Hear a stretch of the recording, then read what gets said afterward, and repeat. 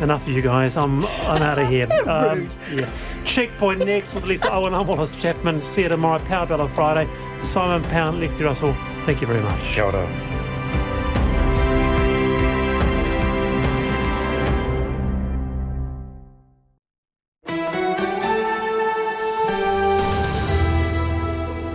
Kei te whakarongo mai koe ki te reo irirangi o Aotearoa. This is Checkpoint on RNZ National. I'm Lisa Owen.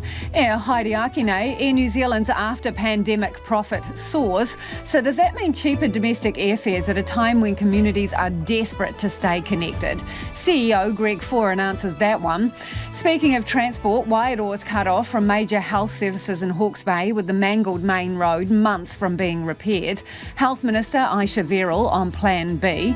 And despite a costly fix-it list for Aotearoa's roading network post-cyclone, Auckland's light rail project is absolutely going ahead, according to the Transport Minister.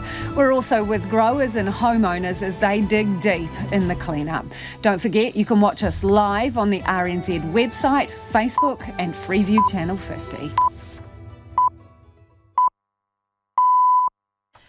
RNZ News at 5 o'clock. Kia ora, I'm Marama Tibole.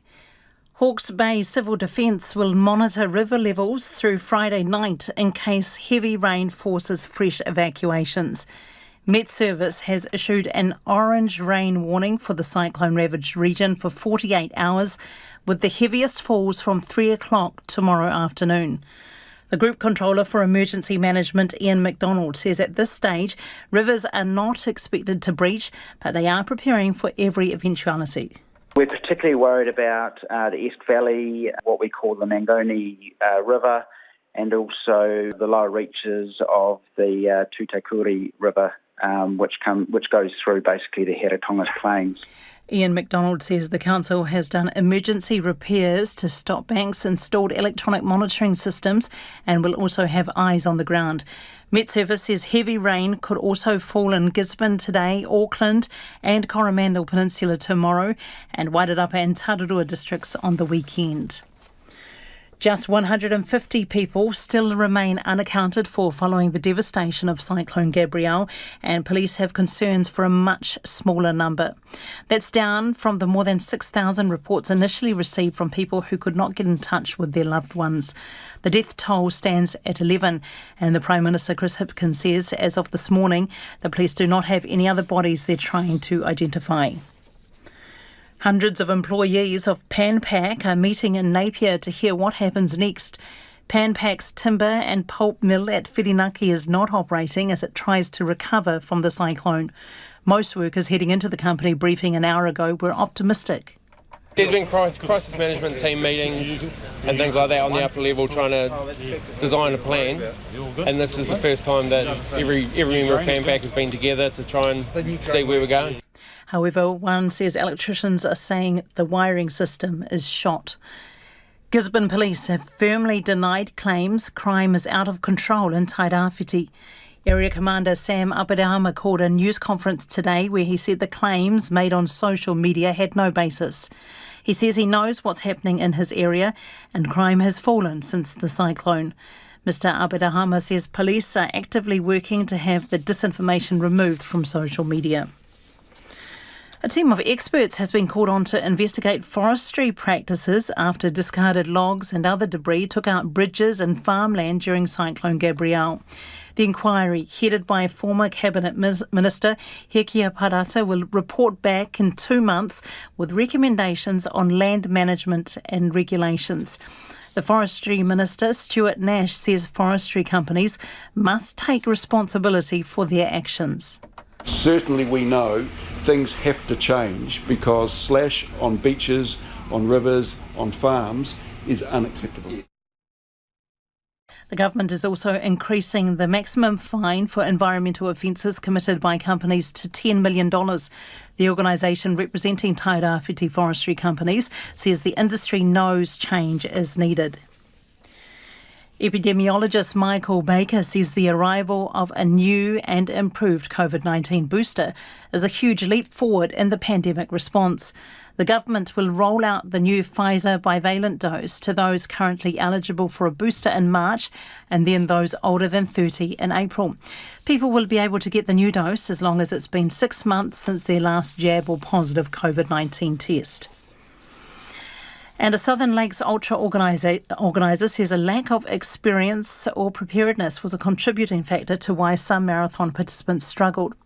8 people were flown to Queenstown Hospital from Southern Lakes Ultra course near Arrowtown with mild hypothermia yesterday after setting off 10 personal locator beacons. Event crew member Glenn Marvin says participants are briefed extensively before and during the event. Nobody signs up to these things thinking it's going to be a walk in the park. They know it's a long way. They know it's over mountainous terrain. There is always an element of personal choice when it comes to how well am I going to prepare for this, and we can't control necessarily how you turn up. Glenn Marvin says every person who chose to activate the beacon made the right decision if they didn't feel they could carry on.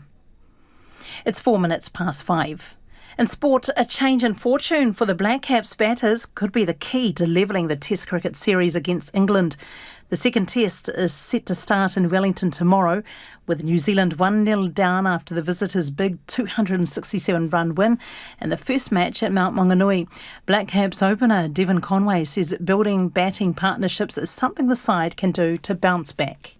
We didn't have many significant partnerships in the middle. That's one thing that we always pride ourselves on is batting well in pairs out there and really taking the bowlers down in the later parts of the innings. So, if we can do that, I think us as a batting group will reap those rewards. Everton and Liverpool have been fined by the Football Association for failing to control their players during a mass confrontation in their derby match at Anfield earlier this month, which Liverpool won 2-0. Everton goalkeeper Jordan Pickford and Liverpool defender Andy Robertson were both booked after a clash near the touchline, before a number of players and substitutes from both teams became involved. The Warriors' Chief Executive Cameron George says the Rugby League club will apply to have a team back in the women's NRL for the 2025 season. The Warriors haven't been part of the NRLW since its third season in 2020. And that's the news. A new reality on the East Coast. He did a trip today with us with a big generator and 60 litres of petrol that'll get us through probably not a week. She's currently living in her car with her tamariki, a devastating scenario. There's a picture on Bookface of the Zealandia Brewery in the East Valley. There's probably 80 feet of silt. It's just horrendous inside, it really is. I've been in 3 times. I just can't believe it. Bringing you Real Voices, Morning Report, weekdays from 6 on RNZ National. RNZ National funded through New Zealand On Air. Lisa Owen and Checkpoint is next. Right now, the short forecast from Met Service to midnight Friday. Warnings and watches are in place for several North Island areas. For Northland to Waitomo, including Coromandel Bay of Plenty, Taupo and Taumaranui. Scattered showers, some heavy, thunderstorms and localised downpours possible in the afternoons and evenings. For Gisborne and Hawke's Bay, periods of rain with heavy falls, afternoon and evening thunderstorms possible in Gisborne with a chance of downpours today. Taranaki and Taihape to Wellington and Wairarapa, scattered showers. Bulla, Nelson and Marlborough, excluding the Kaikoura Coast, partly cloudy with isolated showers. Now for the Kaikoura Coast and Canterbury, frequent showers easing tomorrow and clearing south of Ashburton. For Southland and Otago, showers clearing and becoming fine in Southland today and Otago for tomorrow, and mainly fine in Westland and Fiordland. For the Chatham Islands, rain easing to showers this afternoon and fine breaks developing. It's coming up to 5:08. Nā mihi e ho. No mai, haere mai, this is Checkpoint, ko Lisa Owen tēnei. Air New Zealand's emerged from the COVID turbulence with a $214 million profit for the first half of the financial year. But don't expect cheaper airfares anytime soon. They're up to 18 months away, according to the airline's CEO. That is despite some cyclone-ravaged parts of the country relying heavily on air travel due to damaged roads. The national carriers launched a temporary Gisborne to Napier service after Cyclone Gabrielle took out a significant chunk of State Highway 2, the main route between the cities. Waka Kotahi estimates a fix is several months away. Air New Zealand is offering short-term budget fares on lifeline routes, but the boss, Greg Foran, explains why its everyday prices won't be budging just yet. I think today's result is good news for all of us, and the way that we would see it is that it's a small and significant step in the right direction. In terms of pricing, I would expect over the next 12 to 18 months that we start to get some relief from that. That's a long time to be waiting. Well, one of the challenges is that what's leading to this, Lisa, is simply the fact that we just don't have as many seats available at the cheaper fares. If you were looking to, say, book a seat in April a few years ago, then you would have seen more seats available. Today, fewer planes, less seats, and the cheaper fares get snapped up faster. So what are we doing about it? Getting aircraft back as quickly as we can and flying what we can as much as we can. But you're making a significant profit, and the number of seats that you choose to release at cheaper prices, is that a choice, isn't it? So why can't you choose to release more cheaper seats? Well, let's talk first of all about the significant profit. I think, if you put the profit in context, it's about what you need in order to run this business well. To go out and buy a new Dreamliner today is pretty comparable to the profit that we've made in the first 6 months. In terms of the pricing on seats, we also want to make sure that there are seats available for people who want to book late.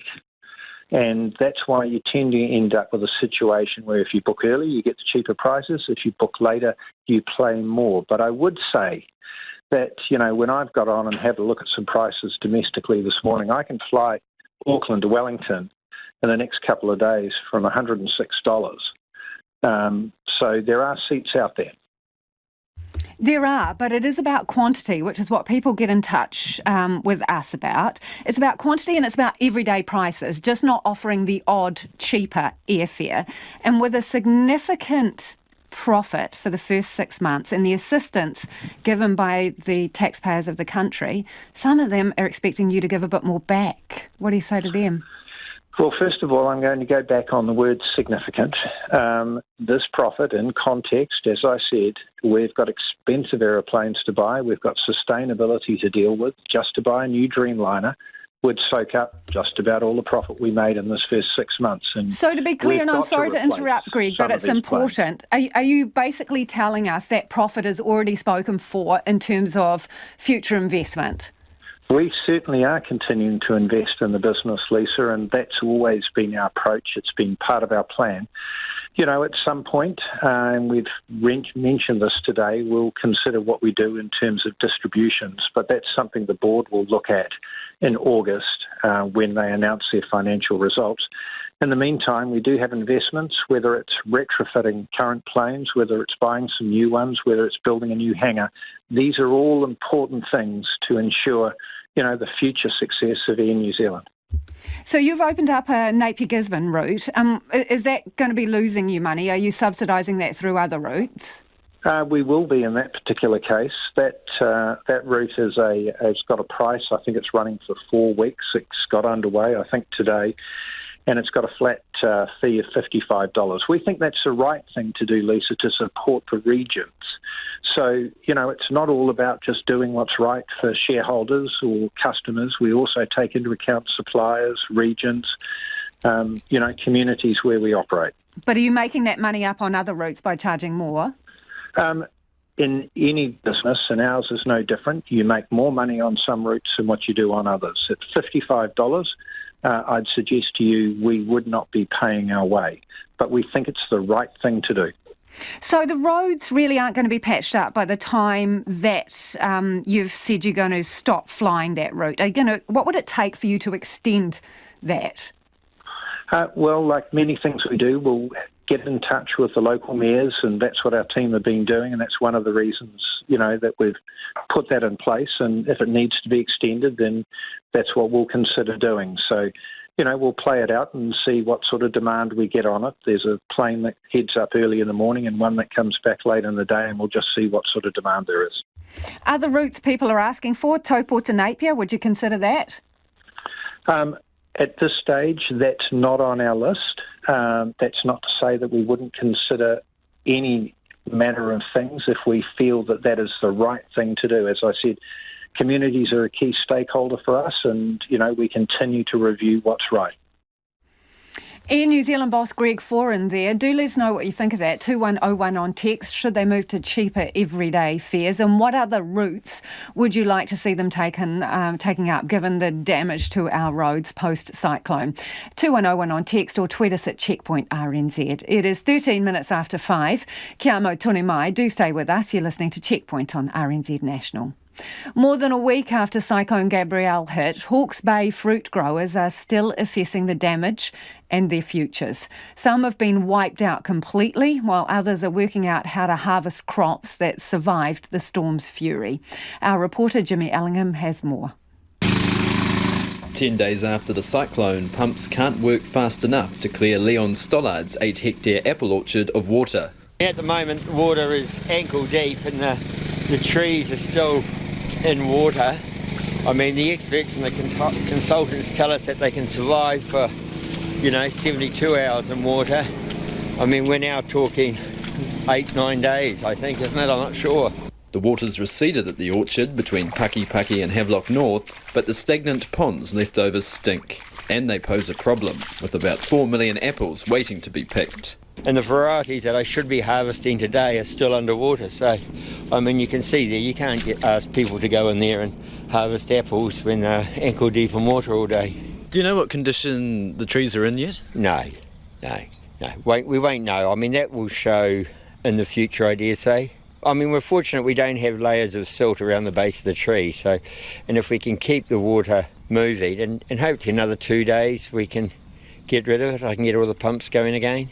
Mr Stollard is applying for government assistance for his clean-up under a $25 million package for primary sector recovery. I rang my bank manager yesterday and he goes, I haven't heard from you for a few years. And I said, yes, I know.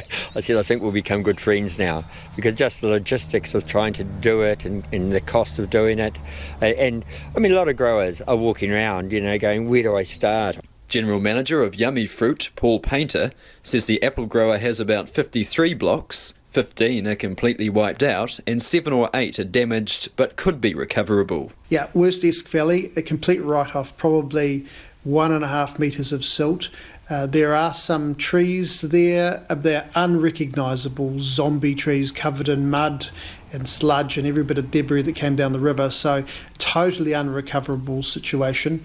The cyclone will cost the company millions. It's an inverse lottery win, and the problem with if you lose an orchard, the big challenge for us and for people worse affected is you lose your crop for this year, then you lose your trees, and it's possible you also lose your soil with too much silt on it and inability to remove it. So if you lose your trees, you'll lose your income for this year and for next year and for the year after that and for the year after that. It's probably a 7-year workout to get into production again. And for undamaged apples, Yummy Fruit has other problems to work around. Royal Gala is our #1 export variety. It's ready now. We've got the silt in the orchards. We've somehow got to get into shape and get that fruit off the trees. How are you going to do that? Don't know. Even when you scrape the silt out, there's still a whole lot of it there, and it's had sewage and dead animals and compost and fertiliser and everything in the rural environment in it. So I don't even want to get it on the bottom of the bins. So we're thinking about maybe putting the bins on pallets. Mr Painter would like to see government help extend to a wage subsidy for 4 weeks to give the industry confidence. Riverside Cherries owner Gerard van Beek and his staff are looking after 7 hectares of cherry trees. We're working now with 14 staff just to save them.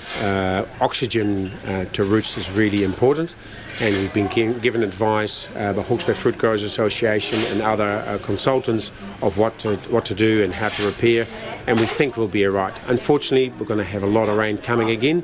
That's a real concern. So the initial water that's now has drained away where it could drain away, I think we're in a good place, but more rain makes it even worse. The The 14 hectares of leased apple operations on his land have mostly been destroyed. Where just 10 days ago rows of apples stood, there's now a wasteland. I look to my right, and then there's a huge pile of silt, all our household debris, a piano, I see freezers, fridges, couches that we've collected over the years. And then beyond that is a green field where the grass is growing. There's no silt there, but that green field was an orchard before. That's how clean it actually has swept. If people would come here, they think it's just a paddock that always been a paddock. But 8 days ago, there was a beautiful orchard. So it's early days in the recovery. Thank you to the community. They've been excellent. It's going to get tough. It's like I've heard this when it happened in Christchurch as well during the earthquake. It's like grieving. Everybody's there to support, but we'll be at some stage we'll be on our own, and that will be really tough. And I'm a bit afraid of that. Tough times in a hard-hit industry, but given its importance to Hawke's Bay, it won't be left to wither on the vine. That report from Jimmy Allingham. Auckland's light rail project is absolutely going ahead, according to the minister in charge. Michael Wood's resolute commitment comes at a time when many state highways across the country are in dire need of repair in the wake of Cyclone Gabrielle. But the minister says it's important to be investing in more climate-friendly infrastructure. Our reporter Tom Taylor and camera operator Marika Habazi have the story. Breaking earth on the big project that will see light rail rolling down Auckland streets eventually. These are the first physical works to mark the start of the project proper, so it's happening. I am absolutely committed to the city and making these investments. We cannot continue to kick the can down the road. Much of the North Island is grappling with the aftermath of Cyclone Gabrielle. Communities are cut off and state highways have been wiped out. But Michael Wood says the massive repair jobs around the country can go hand in hand with Auckland's light rail network. Just this week we've invested an additional $250 million to make sure that we can get those roads fixed for people who need it in the region. So we're keeping an eye on that job. But if we just do that and don't fix the hole in the roof, which is climate change, by giving people more climate-friendly choices, we're only doing half the job. The Treasury has given a wide range in its budget estimates for the project, between $7.3 and $29.2 billion. The project in 2021 dollars, when the indicative business case was set, is approximately $11 billion. And in inflated terms over the delivery timeframe of the project is approximately $14 billion. The light rail corridor is expected to link up with Auckland's other rail project, the City Rail Link. But there's still no firm timeline or budget for that project. And although the chief executive of City Rail Link said there'd be a new timeline in place by the end of last year, that's now being kicked down the road further. Obviously, with a huge project like that, you have a little bit of uncertainty about, you can't give an exact date or an exact week, but I think we'll have much more clarity by about the middle of the year. City Rail Link construction led to severe disruption and hardship for many businesses around Auckland's Albert Street. Chief executive of the Light Rail project, Tommy Parker, says he'll bear these lessons in mind. We know that there's a lot of concern out there around disruption, around the challenge of building these big projects in an urban area. We know we can learn a lot from CRL and from other projects and do things better. He also says Auckland's flooding and cyclone damage of the last month will have a big bearing on the project going forward. Definitely brought to the top of mind, resilience planning and making sure that we're getting a resilient route, and considering the effects of climate change. We're at Gribblehurst Park in Sandringham, one of 30 sites along the indicative route of the Auckland Light Rail project. This machine will bring soil samples back above ground to be tested by geologists, helping to determine the actual route that the light rail corridor will take. The proposed route for the initial stage of light rail in Auckland extends 24 kilometres from the city centre to Mangere. After the initial stage, the plan is to extend light rail west to Kumeu and north to Urewa. North Shore Ward Councillor Chris Darby says despite Mayor Wayne Brown's scepticism of the project, there's widespread support for it around the council table. But as for who's going to pay for all these tracks, he says not us. Let's be clear about that. It is a project of national significance taking place in Auckland, being funded directly from government.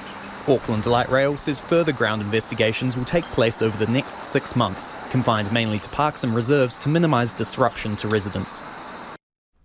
And if you were listening to that on radio, we'll put the video version on our webpage. It is 23 minutes after 5 and you're with Checkpoint on RNZ National. We would love your feedback, homai o whakaaro, on anything you've heard on the program this evening. So that piece on Auckland's light rail, can we afford that as well as all the repairs to the roads, or what should be our priority? Let us know your thoughts and why. Text us on 2101. You can tweet us at Checkpoint RNZ, and the email address is checkpoint@rnz.co.nz. It's time to go to the headlines now. Ko marama anō tēnei. Thank you, Lisa. Hawke's Bay Civil Defence say they're preparing for every eventuality as heavy rain again threatens the region. Met Service has issued a 48-hour orange rain warning with the heaviest falls from 3 o'clock tomorrow afternoon. The Group Controller for Emergency Management, Ian McDonald, says the Council has made emergency repairs to stop banks, installed electronic monitoring systems and will have eyes on the ground. Staying in Hawke's Bay, Prime Minister Chris Hipkins has expressed regret after locals accused him of downplaying crime. Earlier in the week, he told RNZ many false claims were circulating and an incident involving firearms was unsubstantiated. RNZ has since spoken to a local traffic management crew who said a shotgun was pointed at them. Mr Hipkins says all criminal activity should be reported to police. The government has announced a 2-month ministerial inquiry into forestry and land use. A team of experts will investigate practices after discarded logs and other debris took out bridges and farmland during Cyclone Gabrielle. Forestry Minister Stuart Nash says it's totally unacceptable that slash is ending up on beaches after heavy rains. 150 people still remain unaccounted for after the cyclone. That's down from more than 6,000 reports initially. And 2 rail lines in the North Island will remain closed as Kiwi Rail seeks to repair cyclone damage. Kiwi Rail says most of the network has been reopened, but work continues on the line to Northland and the stretch between Napier and Woodville. Just a couple of traffic updates here. Now, there was a breakdown earlier, a car towing a boat on State Highway Southern Motorway in Auckland. Now, that was blocking the middle northbound lane on State Highway 1 just past Mount Wellington Highway off-ramp, but that has now been cleared so someone is able to go fishing. But there has been a serious crash on State Highway 47 Tongariro, Manawatu Whanganui. Now, this happened at 5 o'clock. Due to this crash near the intersection with State Highway 46, the road is now closed. Please avoid the area and follow directions by emergency services. We'll have some more news headlines at 5:40. Ngā mihi eho. The Wellington weather and a stolen trumpet are grabbing just as many headlines as the cricket itself ahead of the second test between the Black Caps and England. The match is due to start in the capital tomorrow. Whether that will actually happen, let's just say chances aren't looking amazing. Here to tell us more is sports reporter Clay Wilson. Oh yeah, ever reliable Wellington's not really lined up the perfect day, has it? It's this weird thing about big cricket games in New Zealand. The weather seems to know when and where that game is happening and turns up right on time just to deny cricket fans. I mean, I have to say they did somehow get very lucky last week because the game was played in Mount Maunganui. Yep. And of course the cyclone was happening all around them, but they managed to get that game started on time and played and finished. Might not be so lucky to get this one started on time. The forecast for tomorrow when the game is due to start and Saturday in the capital is pretty bleak, clearing up I think around midday on Sunday.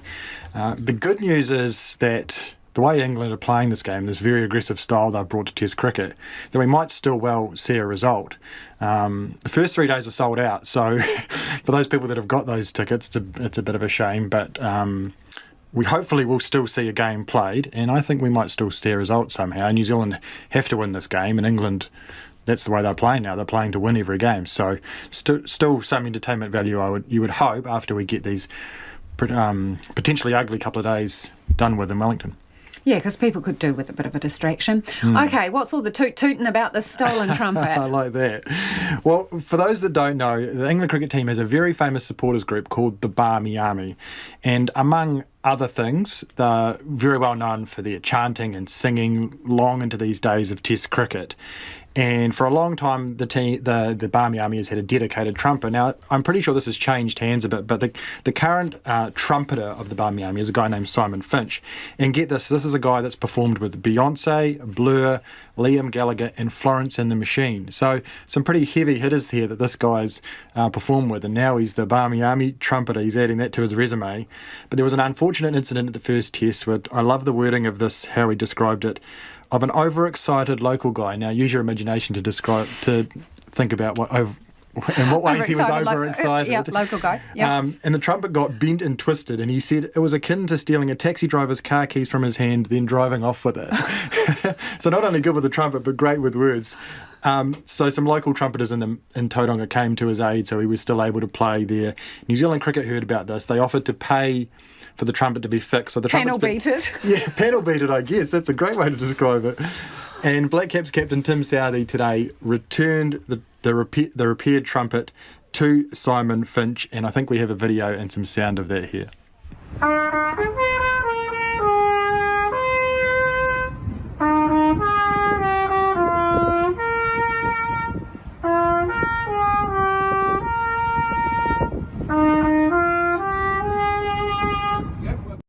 And that was Paul Karikariana, wasn't exactly. it? Yeah. A New Zealand classic on the trumpet. Didn't it sound amazing? Yeah, I wonder if he'll be back with Florence and the Machine because they're touring here. So anyway. Yeah, but a great outcome from what was not a great initial start to the story. Yeah. So should we go to the weird to the weirder? Eggs to the rescue for a British boxer who's been left with, some of the same on his face. So the first thing I thought about when I heard the story was there's clearly not an egg shortage in the UK. Lucky them. Yeah, lucky them for sure. This is a very well-known boxer in the UK by the name of Conor Benn. Now, he was due to have a big fight in October and he tested positive for doping. There's been a big investigation go on, and he's now been cleared of what they call intentional doping. So he still had this stuff in his system, but they say it wasn't intentional. And the reason the Boxing Commission has provided is that they say that it's proven that a highly elevated consumption of eggs was the reason for the reading. Oh, so he was protein munching. Obviously, you know? He was obviously. I don't know how many eggs is too many eggs. I don't know. How many eggs do you? When you make scrambled eggs, I use 3. I don't. Yeah, 4 I reckon's kind of the sweet spot, but 3's okay. Yeah. But also, what is it in there that's a nasty that rules you out of competition? I didn't get into the detailed science of it, but it is fascinating, isn't it? So if you're a high performance athlete out there listening, just maybe think about eggs. Add eggs to your watch list and just do some research on that because it seems that you can be snapped for it, but you can go into the red with one too many. Yeah, at least they don't have to worry about trying to get eggs. Yeah, in the first exactly. place. Thank you, Clay. That is sports reporter Clay Wilson there. And someone might be able to tell us what is it in eggs that is a banned substance. Text us on 2101 if you know. I'm really curious. Thousands of cars have been ruined in recent extreme weather. Now, that's prompted a warning from the Reserve Bank. Expect prices to rise, especially for used cars. Well, joining us now is Turners Chief Executive Officer Greg Hedgepeth. Hi, Greg. Hi, Lisa. How is the supply of cars looking right now? Well, yeah, the supply of cars, used cars coming into the country has been down for quite some time. And in fact, over the last year, I think it's going to be down approximately about 30%. So, yeah, there is definitely less used vehicles coming into the country right now. And, we are anticipating there's potentially up to about 10,000 vehicles due to the recent weather events that will be coming off New Zealand roads being written off. So, there could be a short-term imbalance of supply and demand, we suspect. So over and above normal demand, you're kind of estimating 10,000 people potentially could be looking to replace vehicles that have been taken out by the floods. Potentially, yeah. I mean, there's statistics on insured vehicles, but then there's all the ones that weren't insured as well. So, yeah, 10,000 is our estimate at this stage out of both Auckland and Napier. But we've got people on the ground in Napier, and they're still assessing the situation. So we don't have a clearer picture as we do in Auckland. Well, do you think there is enough stock in New Zealand to cover that number of vehicles in the short term? Yes, definitely. I mean, at any given time, if you look on cars available for sale in the country, it sort of hovers around that 70,000 mark. That's across the whole country. There is enough cars at any given time. What it might do, though, is put some upwards pricing pressure on those cars that are available as more people vie for the same cars. What are you anticipating in terms of price rises? Oh, it's difficult to tell. The prices are holding up pretty high post-pandemic, and I think one of the things that's actually driven price rises the most in the used car space. And I guess over the last year or two has been the clean car program that's come through from the government, kicking off early last year with the clean car discount.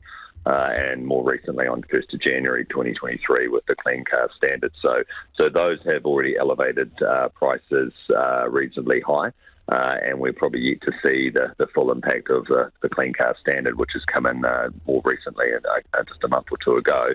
So between all those three things, then I'd say prices are going to stay high and probably creep higher in the short term. Greg, what are the high demand models? Do you think they will be, given the ones that are destroyed, what sort of cars are going to be the ones that most people want? Yeah, it's an interesting question. I guess people will probably want to replace with a like-for-like car in most instances, and in some occasions, if they've essentially covered that car for the sum insured, they may not necessarily be able to replace it with a like-for-like car, because if they bought it 2 or 3 years ago, the same car may cost a bit more now. And that is potentially due to the fact that less of those cars coming into the country, or they're being hit with more fees as they're coming into the country if they're a higher emitter, things like utes and cars with bigger engines that let off more CO2 emissions. Really appreciate your time, Greg. Thanks for joining us. That's Greg Hedgepeth, who is the Chief Executive Officer with Turnus, the car people. Just to hand some breaking news, a precautionary evacuation is underway for 64 homes in the Mangahoini River catchment in Tokomaru Bay Township. So that's a precautionary evacuation, we are advised. We'll keep you posted as more information comes to hand. It is 26 minutes to 6. Kia mau tonu mai. You're listening to Checkpoint on RNZ National. It is, of course, time for the business news. And that means Nona Peltier has crept into the studio to speak to us. Ko taku hoe e nainei, ko Nona Peltier. Nona, what are you talking about today? We're talking about the corporate reporting season. Today was a really you busy got off with day. a hiss and a roar, didn't you? We had about, more than a dozen companies reporting today, and I would say I don't have any music like Clay had, but we had the good, the bad, the ugly. You know what I mean? All right, well, give us the highlights and lowlights then. Yeah, okay. Well, let's start with some of the highlights. The tourism transport sector was a bit of a highlight overall. Certainly the market was happy to see that Auckland Airport is coming back. Tourism Holdings, stellar result, really. Air New Zealand also did well, but the market wasn't as happy with their outlook, so marked them down a little bit. Property companies, we had Vital Healthcare, we had Precinct Properties. Vital Healthcare, bit of a low light, but Precinct Properties definitely was a go. The market certainly liked that and marked that company up. Are they commercial property, Nona? Yeah, they own the Commercial Bay, big shopping centre, shopping centres, and they're big. They're a really big company. Where Vital Healthcare, they own hospitals, mostly in Australia and so on. The value of the property portfolio, the gains have been, hit by the overall downturn in the property sector. Yes. Sky Television also reported today. The market was a little bit... they weren't too sure about that one. It marked down slightly, about 0.75%.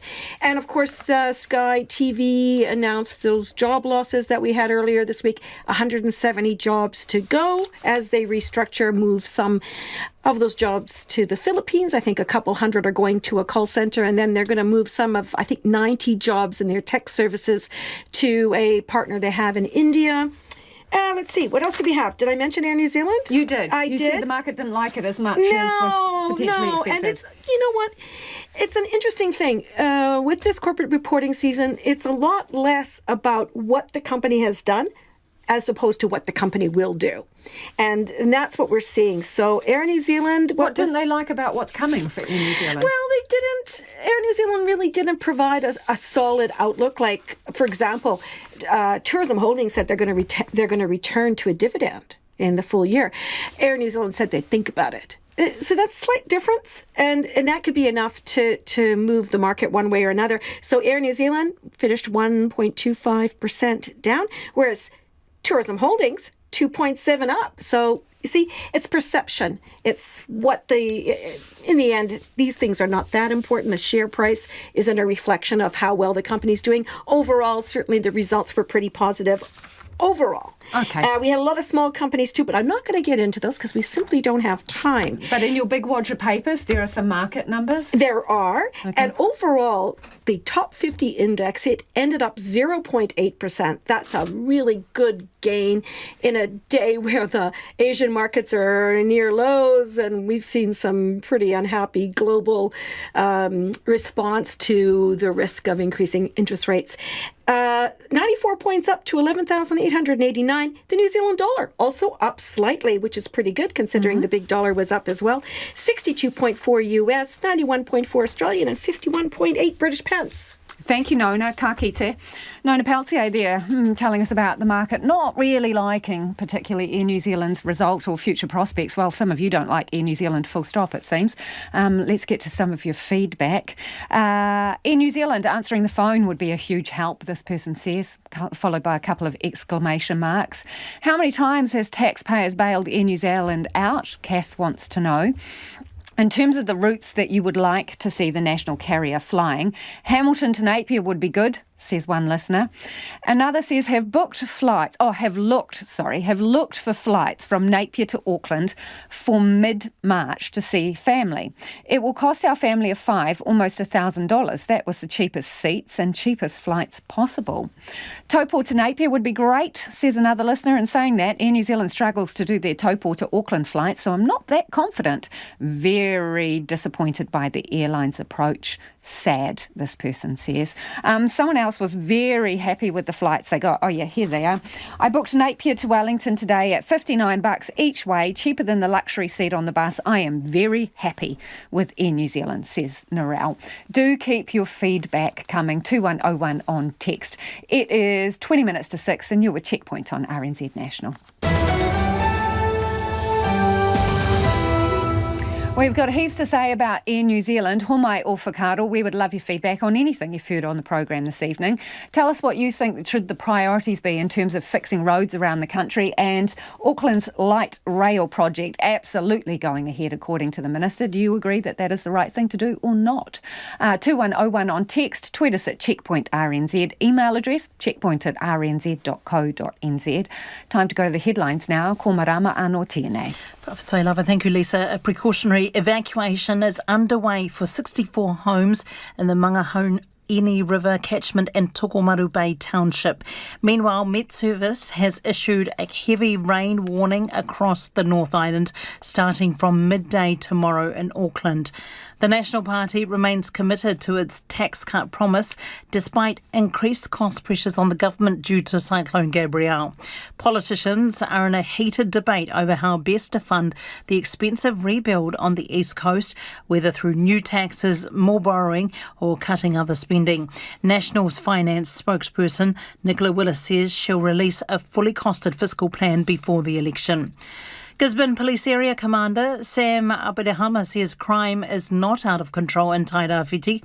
In a news conference today, he said claims made on social media had no basis and he knows what's happening in his area. A Southern Lakes Ultra organiser says a lack of experience or preparedness was a contributing factor to why some marathon participants struggled yesterday. 8 people with mild hypothermia were flown from the Southern Lakes Ultra course near Arrowtown to Queenstown Hospital. 10 personal locator beacons were set off. Event crew member Glenn Marvin says every person who activated their beacon made the right decision if they felt they couldn't carry on. And the bull shark believed to have killed an Australian man in New Caledonia has undergone an autopsy with 2 hands and a piece of swimsuit found in its abdomen. However, medical analysis has yet to confirm that it is the shark. We'll have more news at 6. Quickly looking at the traffic now. Waka Kotahi reporting that on Saddle Road, Manawatu Whanganui, a breakdown at about 25 past 5. Now the westbound lane is partially blocked between the intersections of Morgan Road and Hope Road due to a truck breakdown. Pass with care, expect delays. Now, I talked to you earlier about a serious crash at about 5 o'clock on State Highway 47, Tongariro, Manawatu Whanganui. Now, due to this crash near the intersection, the road is now closed. Please avoid the area. Follow directions by emergency services. We'll have more news at 6. Thanks, Marama. West Auckland residents say slips and flooding could have been prevented if Auckland Transport listened to their concerns sooner. There's been significant flooding and destruction to roads in West Auckland, but for many residents, this isn't the first time they've sounded the alarm about drainage and damaged roads. Louise Tanuth reports.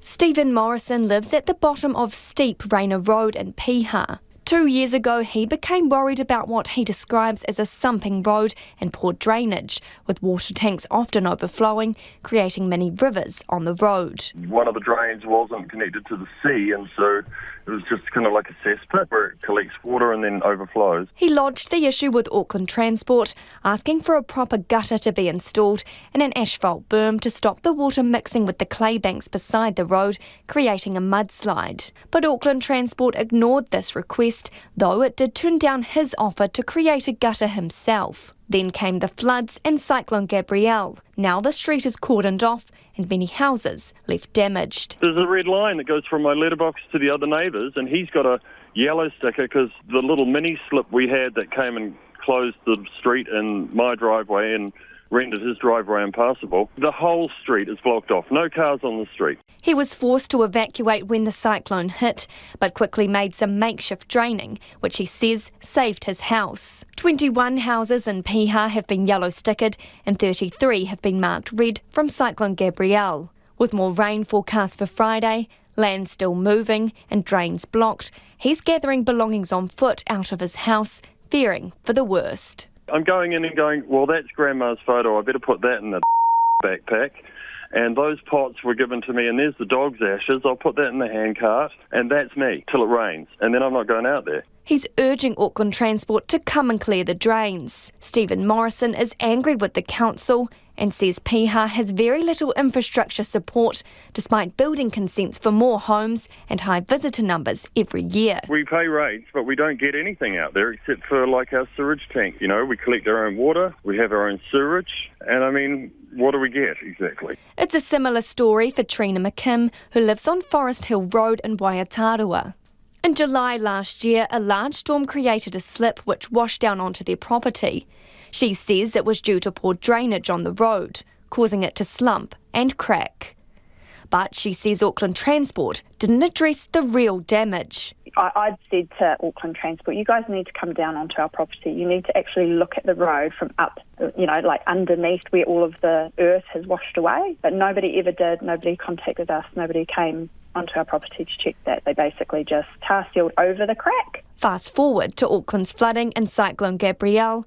The damage to their road has been severe this time. There's a major slip near their property that's red-stickered their neighbours, trapping them in. She says this could have been preventable. It might not have actually been this bad, and on the 5th of August, we were told that a geotech investigation was carried out by the consultant and they would come up with a permanent solution, quite some time ago now, and there's been absolutely nothing done apart from that patch job. And now, we're at risk of losing half of the road down the bank.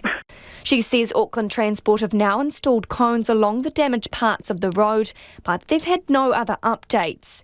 Checkpoint has approached Auckland Transport for comment. Louise Tanuth there. A reminder, there is a precautionary evacuation underway for 64 homes in the Mangahoini River catchment and Tokomaru Bay Township. Tairāwhiti Civil Defence Controller Ben Green says with the rain forecast for tonight, there's an immediate risk of the failure of the debris dam upstream of the township. He says the community is being evacuated to local marae or to stay with whānau in areas outside of the river catchment. The Civil Defence team on the ground in Tokomaru Bay went door to door this afternoon. And Mr Green says a community hui will be held at the Tokomaru Bay club rooms at 6 p.m. tonight. So that notice from the Civil Defence there regarding that precautionary evacuation. And just to recap, there will be a community hui and it'll be held at the Tokomaru Bay club rooms at 6 tonight. So that's about 12 minutes from now if you're in the area. The government is poised to roll out a new COVID-19 booster for everyone over the age of 30. The Pfizer bivalent vaccine will be available from the start of April, a move described by one epidemiologist as very good news. Our political reporter, Annika Smith, has more. In just over a month, New Zealanders aged 30 and over can get the new booster shot. The Pfizer bivalent vaccine will replace the existing booster, considered more effective against Omicron subvariants. It may be a new vaccine, but Health Minister Aisha Verrall says it comes with the same advice. Our advice remains consistent. Get your vaccines and boosters as you become eligible.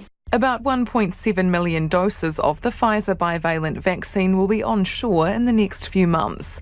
As of the 1st of April, those 30 or over who haven't had a booster or positive COVID-19 test in the past 6 months are eligible.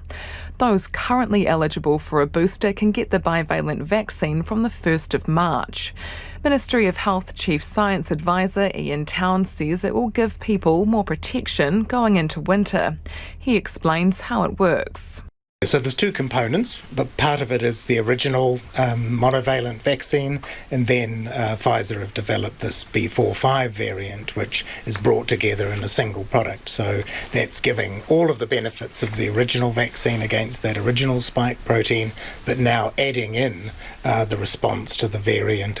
Epidemiologist Michael Baker says the new vaccine is a huge step forward, and while complacency is a problem with low uptake rates for boosters, he says the move to pair access to the Pfizer bivalent vaccine with the flu jab could be advantageous. One thing I think may help is that this vaccine can be rolled out along with the influenza vaccine at the same time. You can get both together, it's just one trip, and you've got that added protection against two diseases that have a very high mortality.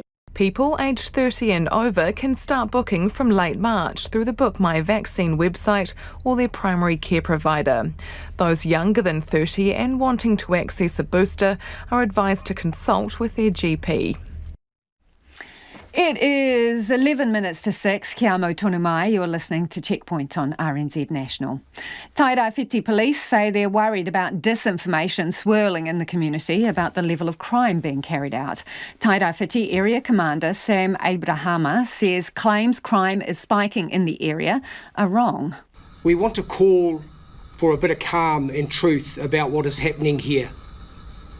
Crime is not out of control in Tairawhiti. I am the area commander, and my area spans south of Wairoa to the East Cape. We continue to be busy supporting the Tairawhiti CDM response effort. We are very busy and we're working hard within our communities right throughout the Tairawhiti. Our social media team are actively working to have disinformation removed. It is definitely not helpful. Inspector Abrahama says since the 14th of February there have been about 4 offences a day, and he says before the cyclone it was around 10 a day. From a crime perspective, I'm really disappointed about some of the information that is out there. I know what's going on across my area, and we've made comparisons to crime that occurred before this disaster occurred. And I can tell you now, there have been instances of burglary and unlawful taking of motor vehicles, but far less than what was previously 10 days before this occurred. So this disinformation has no basis, has no evidence. He says police are catching lawbreakers and holding them to account. Gisborne Mayor Riet Stoltz says she's pleased with the work police are doing.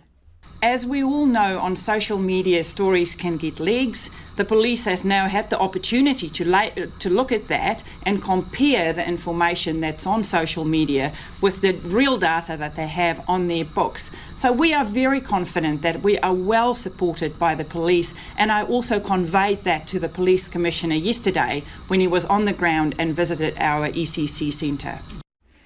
Police say they have extra staff on the ground making every effort to ensure people are safe and feel safe.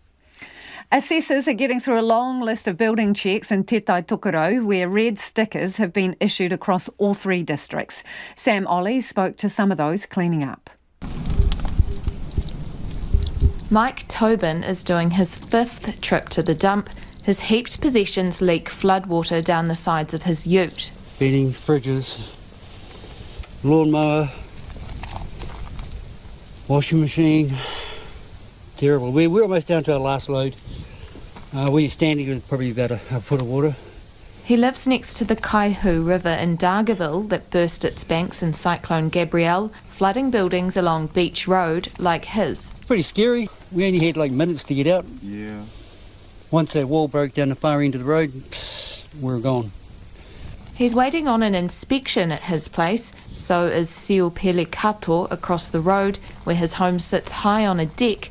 But even so, 10 centimetres of water rose above the floor. There was carpet here. It was all covered with water, the whole house. The carpets are now ripped up and the soaked particle boards are being broken and pulled out with spades. His family were in Auckland when the storm struck, then returned to a waterlogged home. It was sad when we look at the house. It was like covered the front porch.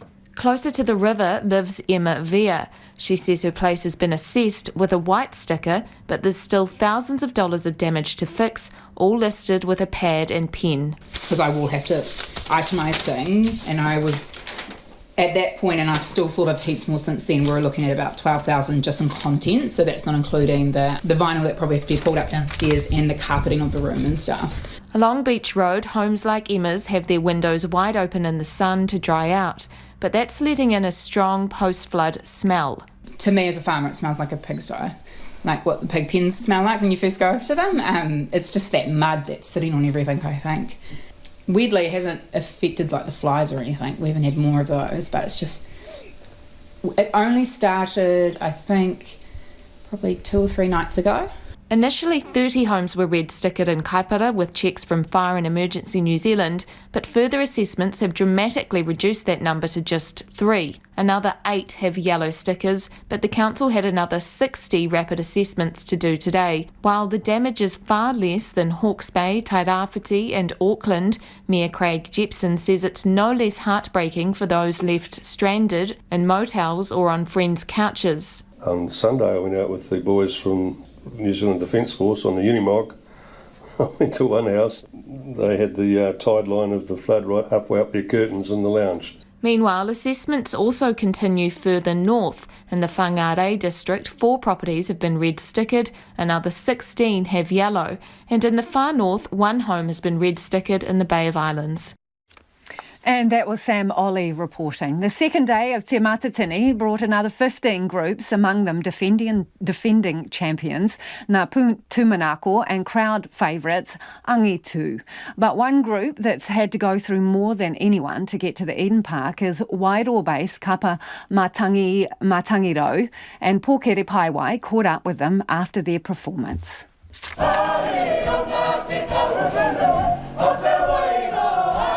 Their home is devastated, flooded only a week ago. They came on stage with mud smeared on their legs. Matangiro were determined to perform at Te Matatini. Manukura Tāne Edward Karodia says when the cyclone hit and Wairoa was cut off, they weren't sure they'd make it. Firstly, we had no type of contact, no phone lines, no media, no anything. So we actually didn't know that there was anything on due to having no type of contact, just living life and trying to help our families with the silts. Edward Karodia says it was a mission to get to Auckland.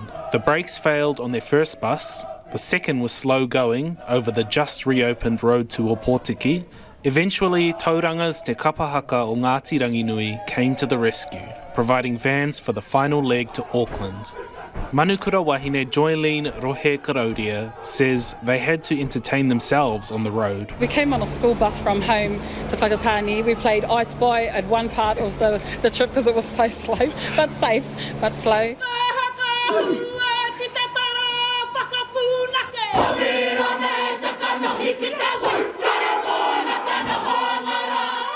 In normal circumstances, whānau would have come to cheer them on, but this time they had to watch from Wairoa. About 100 people gathered at the Gaiety Theatre in the centre of town to cheer the group on. La Tipuna helped set it up. She says there was so much emotion in the room. So the nannies that did come, tears, like, cried right through the whole thing. The whole crowd were just blown away. Like something good for our town as well, something positive for our town. Joylene Rohe Karoria says members of the kapa have been doing what they can for their hometown. We've got maybe 8 rangatahi from our wharekura at home that was their first stand today, and 2 days before we came, they were on the streets and cleaning silt out of the marae and on horses and trailers, getting from there to there, our Te Atarangi building. They were there cleaning, and today they stood for the first time at Te Matatini. She says the hardest part was leaving their whānau in a still damaged Wairoa. She paid tribute to their support. We love you, and you were our fuel for today. You gave us the strength. We left on Monday morning and we had a big whakamoemiti, and it was hard. That was the hardest day, was leaving and knowing what we were leaving behind, and a little bit of anxious, I suppose, anxieties about whether we would get home. Edward Karoria agreed. Everything the kapa does is for Wairoa. Hey, we love you, Wairoa, for us, for Wairoa, forever.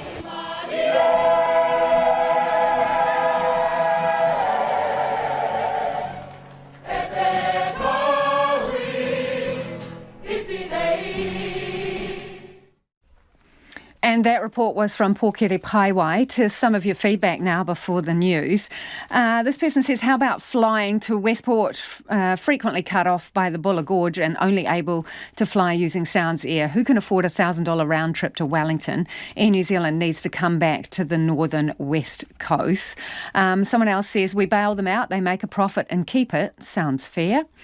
And this person says, all right for people who can be flexible when they fly, so tough on people who can only travel on weekends to see family. The fares are insane. Another says, I feel a bit sorry for Greg Foran, the CEO of Air New Zealand. He's had to deal with COVID as well. RNZ News at 6 o'clock. Kia ora, I'm Marama Tipole.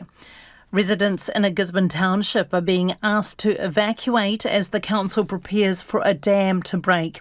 64 homes in Tokomaru Bay and the Mangahauini River catchment are being evacuated as rain clouds threaten to dislodge the debris dam further up the river. Residents will stay in a local marae or with friends and family outside the risky area. Civil Defence went door-to-door earlier in the afternoon to notify residents. Experts are visiting the dam to assess and alleviate the risk. A community hui is currently being held at the Tokomaru Bay club rooms. Emergency repairs are underway on damaged stop banks in Hawke's Bay ahead of more rain. NEMA's Emergency Management Director Roger Ball says the amount of rain expected is nowhere near what came down with Cyclone Gabrielle. Despite this, they will have boots on the ground in affected communities to order evacuations if needed. The Regional Council has advised us at the rain rates we're talking about, which spread over that 48-hour period, they're pretty confident that the major rivers should be able to handle the water. Roger Ball says despite this assurance, each stop bank breach will be manned for observation overnight. Met Service has Hawke's Bay under an orange warning with up to 200 millimetres set to fall in the 48 hours to Saturday morning.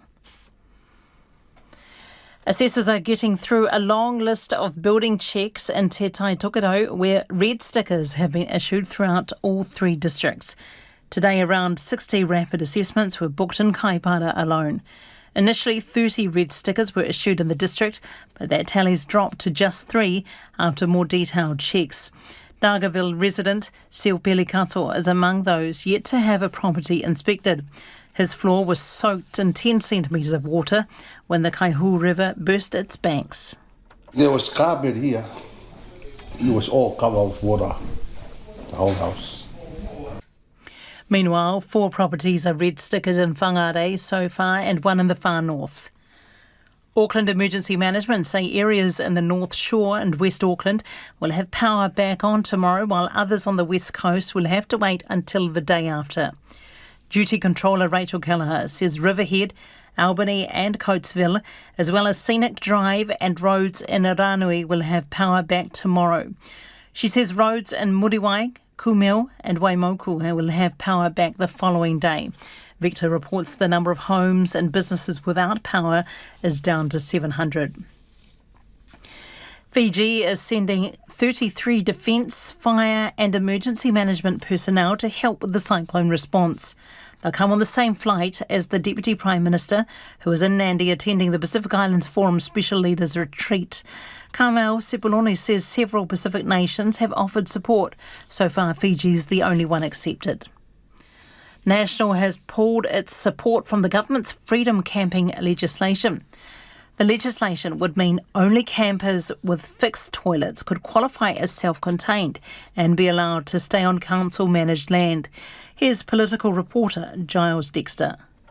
National's tourism spokesperson Todd McClay says the bill as it stands would unfairly penalise reasonable campers without stopping those who pollute campsites.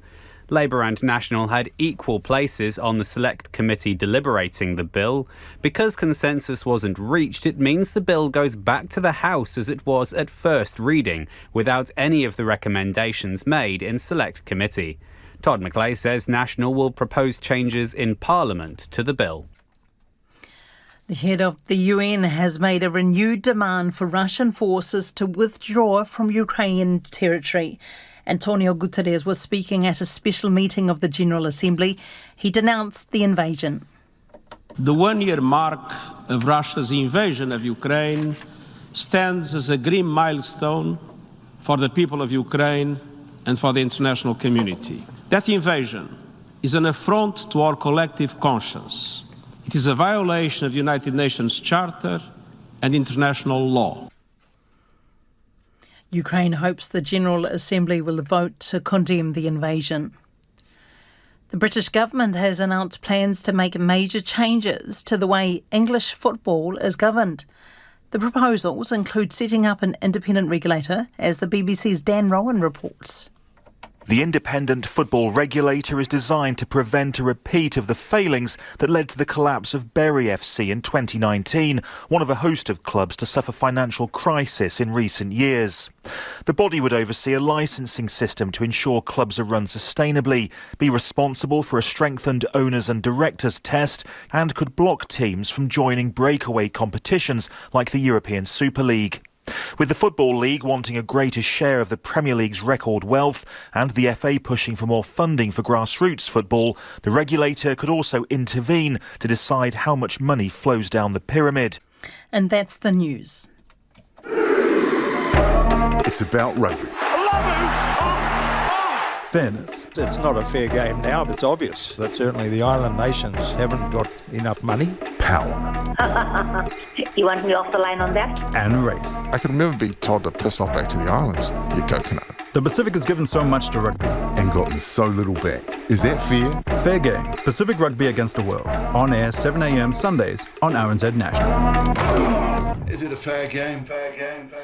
RNZ National funded through New Zealand on air. Lisa Owen and Checkpoint back in a minute. Here's the short forecast from Met Service to midnight Friday. Warnings and watches are in place for several North Island areas. Northland to Waitomo, including Coromandel Bay of Plenty, Taupo and Taumaranui. Scattered showers, some heavy. Thunderstorms and localised downpours are possible, easing for South Hamilton tomorrow. Gisborne and Hawke's Bay, periods of rain with heavy falls. Afternoon and evening thunderstorms possible in Gisborne with a chance of downpours for today. Taranaki and Taihape to Wellington and Wairarapa, scattered showers. For Bulla, Nelson and Marlborough, excluding the Kaikoura coast, partly cloudy with isolated showers. For the Kaikoura coast and Canterbury, frequent showers, easing tomorrow and clearing south of Ashburton. Southland and Otago, scattered showers, clearing and becoming fine in Southland this evening and for Otago tomorrow. Fine weather for Westland and Fiordland, and in the Chatham Islands, cloudy periods with a few showers. It's 7 minutes past 6. Nā mihi e ho, no mai, hoki mai, this is Checkpoint, ko Lisa Owen tēnei. The government has confirmed there'll be an inquiry into forestry slash, headed by former Education Minister Hekia Parata. Prime Minister Chris Hipkins was back in cyclone-hit Napier today, checking in on the response and reassuring locals that the police are out in force to crack down on any lawbreakers. Police say they've received nearly 600 calls for help and have arrested 35 people for various offences such as as burglary and serious assaults. Anei te kai ripoata, Kate Green. Here's reporter Kate Green.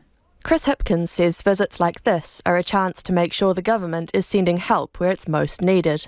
It's another opportunity to touch base with our response crews on the ground, to see what it is that they're confronting, to make sure that they're getting all of the support from central government that they're looking for, and just to make sure that we at central government have a really good understanding of exactly what's happening locally and how best we can support that effort. The distribution centre is a hive of activity. We've got our hygiene boxes being put together for families as well. There are large halls filled with hundreds of pallets of goods, everything from washing powder to food to bottled water. Hawke's Bay volunteers are packing up supplies to send off to those in need. We've seen a whole lot of volunteers helping to pack food, to pack clothes, to support people who have been really affected by the cyclone. And so that volunteer effort is really welcomed and really appreciated.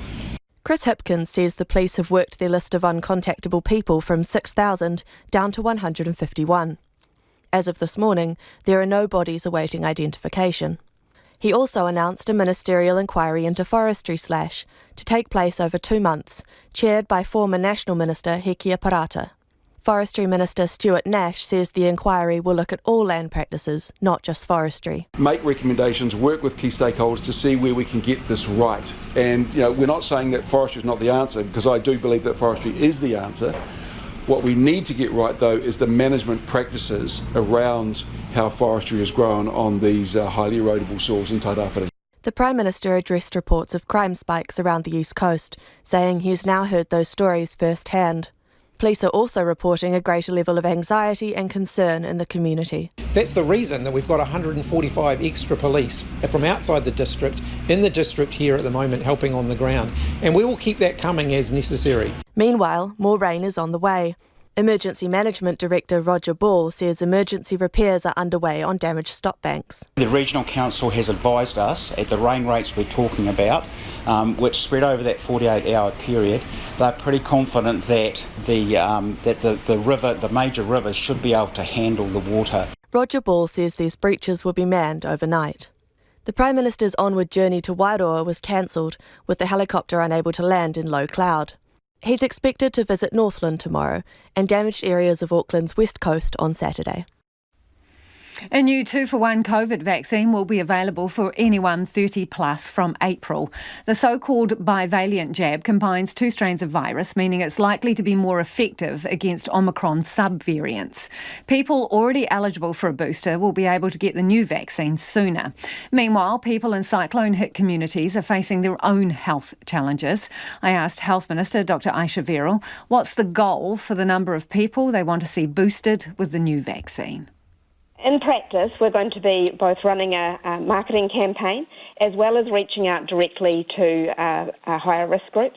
We do that through direct telephone calls via whakarongaro, often made by either Healthline itself or by iwi, where that's relevant to people. We do the direct messages, and some primary care practices will also call in their at-risk patients for this. One of the key things we're trying to do is keep it simple, so just the message that everyone over 30 who hasn't had COVID or a booster in the last 6 months is eligible, and we're also giving people the option of combining it with a flu vaccine after April 1. Yeah, what's your goal in terms of uptake?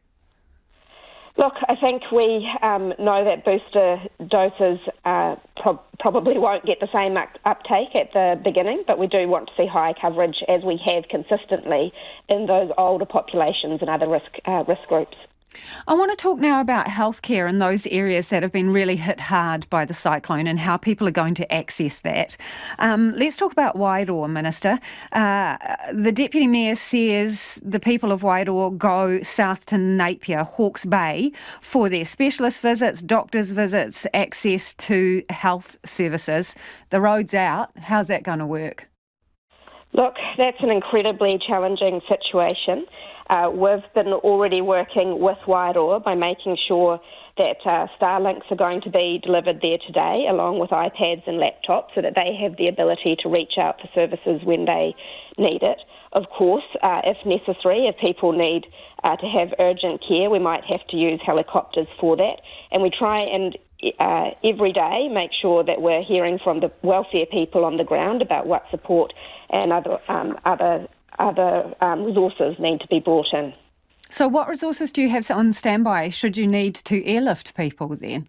Well, we have always had an air ambulance service in New Zealand, haven't we? So we can transfer people with all range of conditions as we always do, and we are prepared to do that if we need to. But the point is that we need to make sure we continue to support people where we can through consultations, through telehealth, and by being in touch with the welfare people via CDM regularly, which the team are.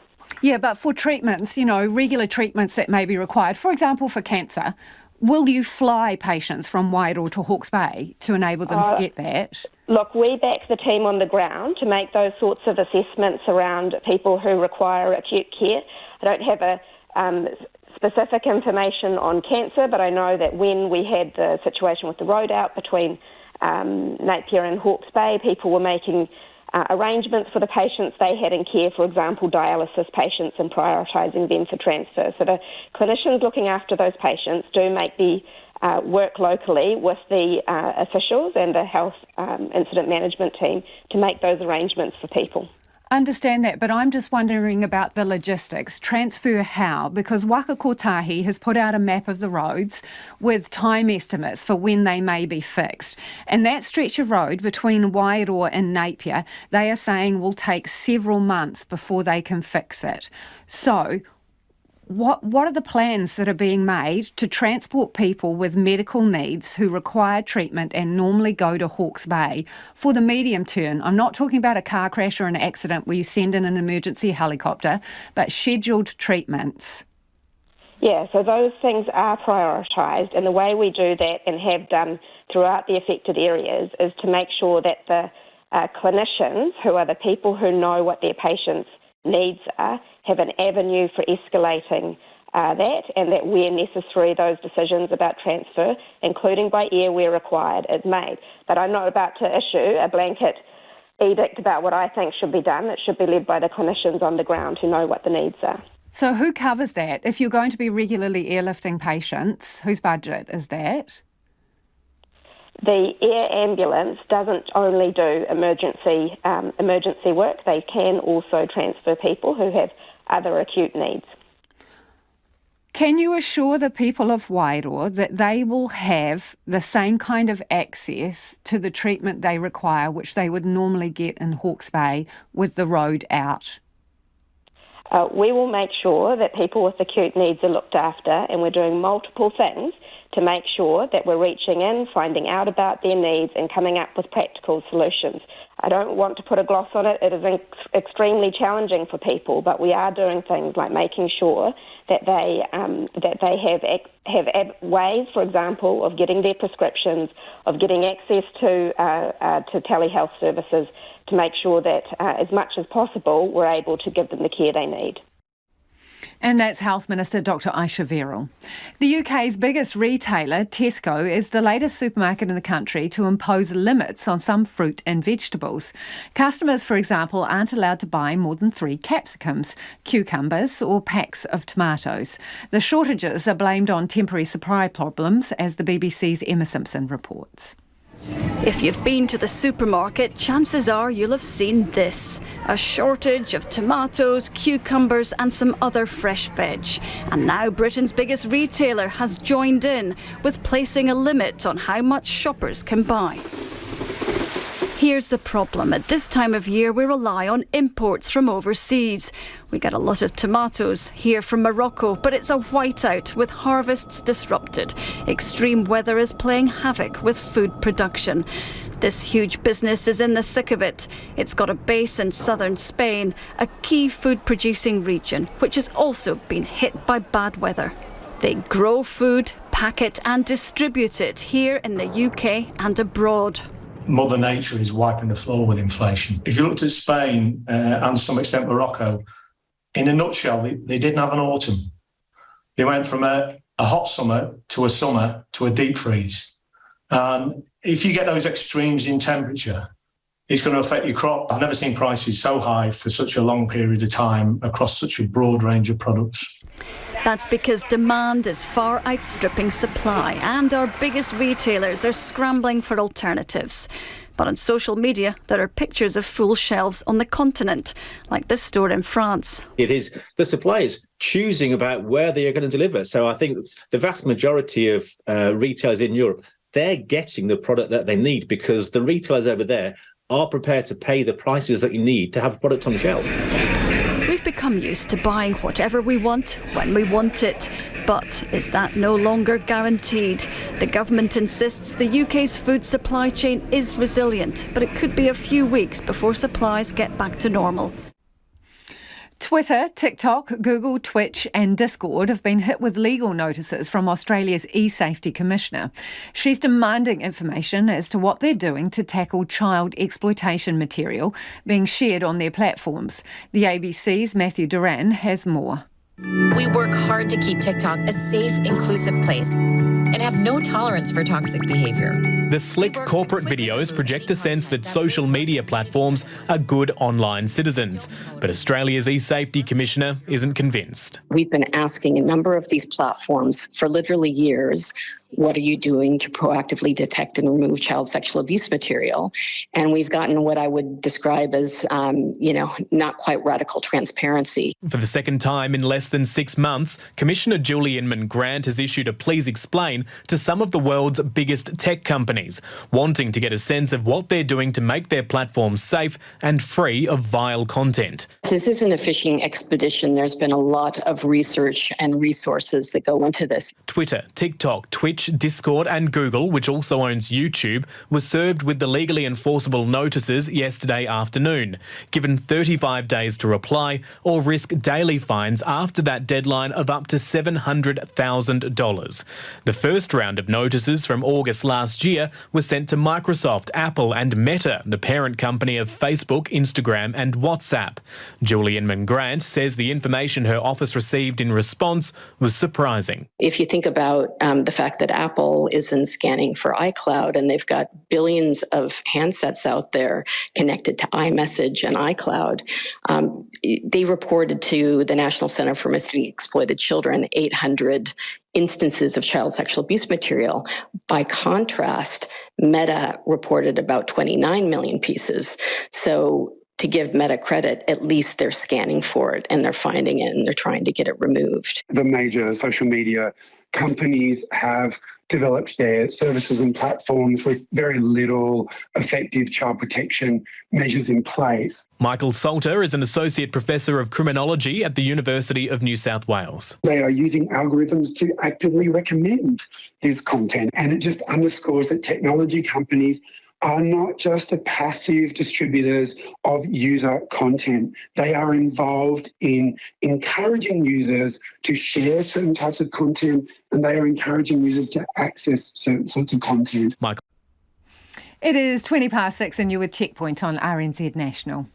To Russia, where tens of thousands of people have attended a rally in Moscow with President Vladimir Putin delivering a patriotic speech in the main football stadium. He repeated his deluded lies about the invasion of Ukraine and claimed that all of Russia supports the war. The BBC's Steve Rosenberg was there.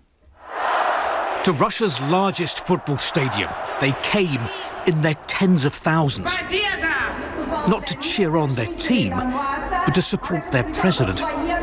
From colleges, factories and state enterprises, they'd been bussed in specially for a Kremlin show, designed to show that Russians back President Putin and his war in Ukraine. Irina seems to. We weren't the ones to start this, Irina says. I trust our president. Inside the stadium, the main event. Vladimir Putin shared the stage with Russian soldiers back from Ukraine. It was Putin who had ordered the full-scale invasion a year ago. From the sound of things, he has no intention of withdrawing his troops. There are battles going on right now on our historical frontiers for our people.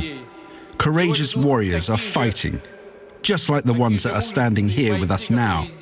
They are battling bravely and heroically. We are proud of them. Let's give them 3 cheers. This is the picture the Kremlin wanted. Russia united.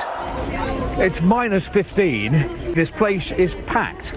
Now, that doesn't mean that Russians idolise Vladimir Putin and are willing to come out and freeze themselves just to support him. This is a highly staged, managed, Kremlin choreographed concert. That doesn't change the fact that much of what Putin says and does strike a chord with a lot of people here.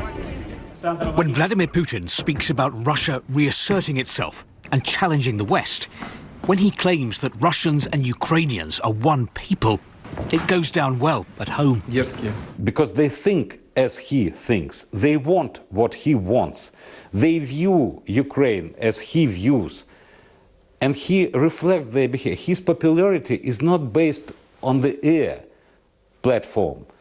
His popularity deep-rooted in the Russian public opinion and perceptions. And this is his strength. Away from the stadium, President Putin met China's top diplomat. Russia and China have close ties. Beijing is promising to play a constructive role in resolving the Ukraine conflict. For now, the war continues. Russians are being told by their leaders that this is a just war, an alternative reality. But can the Kremlin sustain it? History will look at it and will look at it badly, and we will look bad. Whether Russians will be able to accept that horrible guilt, I don't know. I hope they can and they will, because they will be better for it. And here's a sign, perhaps, that some here are less happy with the direction in which Russia is moving. They didn't stick around to hear Vladimir Putin's speech. They left the stadium before the president arrived. Male and female footballers have raised concerns about the environmental impact of the world governing body's plans to expand global competitions. Their criticism comes as an entirely new tournament to decide the final three qualifiers for the FIFA Women's World Cup wraps up here in New Zealand. Some players believe that the expansion plans contradict its commitment to reducing football's carbon footprint. The BBC's Alex Capstick reports.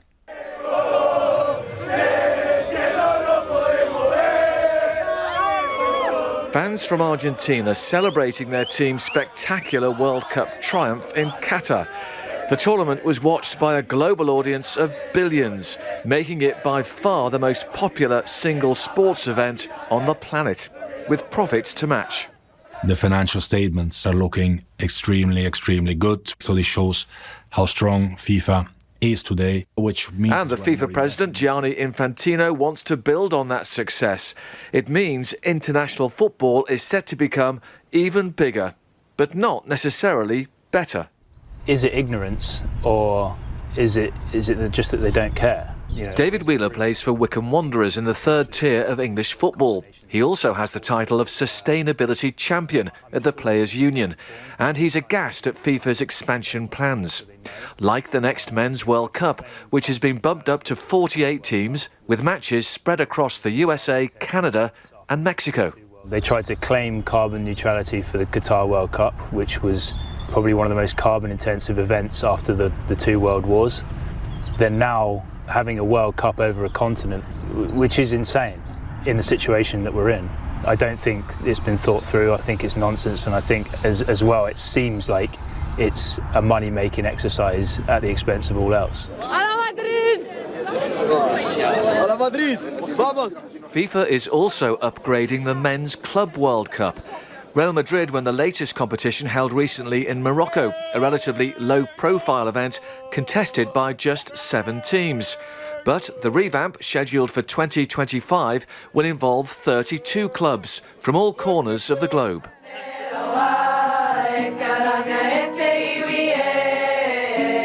FIFA's hunger for more has also extended to the women's game. A record 32 nations will compete at this year's World Cup, with a brand new event added to the list. This was the traditional welcome for the 10 teams who've been competing in New Zealand over the past week for the final 3 World Cup qualifying slots, a tournament which raises more questions over FIFA's commitment to lower its carbon emissions. My name is Diane Caldwell. I play for Reading FC. and I represent the Irish national team, Republic of Ireland. Diane is also part of a group of international players called We Play Green, who speak out on environmental issues. I'm sure FIFA will say they've done it to help the women's game grow there, maybe to create a buzz around the tournament that's coming up in the summer. Of course, we all want the women's game to grow, but it can still be done in a sustainable way and not by flying 10 teams from different continents to New Zealand to compete in 13 extra games. You know, football can and needs to be sustainable. I think it definitely could have been avoided. In response, FIFA issued a statement saying the new playoff tournament was a collective decision by leaders of all the international confederations. It also insists substantial efforts have been made to tackle the environmental impact when increasing the number of fixtures. Dr. Madeleine Orr is a sports ecologist who lectures at Loughborough University. She's not convinced by FIFA's claims. The big thing that's coming out of FIFA in the last 2 years is carbon neutrality claims, and none of them are credible. Some creative accounting going on, some overstatement in terms of what they're offsetting, and I have concerns that that's not being adequately addressed going into this summer's Women's World Cup and the 2026 World Cup. The global game is already big business, but do big profits have to come at a big cost to the planet? Or can football find a new tactic to tackle climate change? Some final thoughts from you before we head off. Stuart says, why are orchardists talking about replanting the same orchards on land that has just proven to be susceptible to future cyclones? Mixed bag on whether Auckland should go ahead with light rail. Paul reckons, yes, we need recovery and future-proofing. Yep, it's going to be tough, but light rail has to be done. On the other hand, someone else is asking, how can Auckland justify this light rail when Northlanders don't even have reliable road links to link them to the rest of New Zealand? Now, the Late News team is going to keep you updated throughout the night. If you missed anything on Checkpoint, you can find us on Spotify or Apple.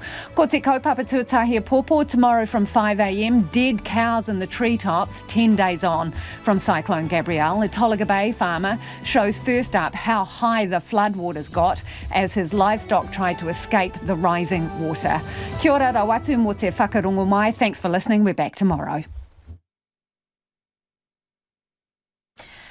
RNZ News headlines at 6:30. Experts are assessing a Gisborne dam that's threatening to break. 64 homes in Tokomaru Bay in the Mangahauini River catchment are being evacuated as more heavy rain threatens the North Island tomorrow. Finance Minister Grant Robertson says he's heard the Reserve Bank's plea on inflation and will take a balanced approach when funding the cyclone response. Auckland's Deputy Mayor has floated the idea of a pause on rates payments for those whose homes cannot be entered because they're red-stickered. And hundreds of rescue workers in northern China are attempting to reach more than 50 miners still trapped in an open-cast coal pit that collapsed. Those are the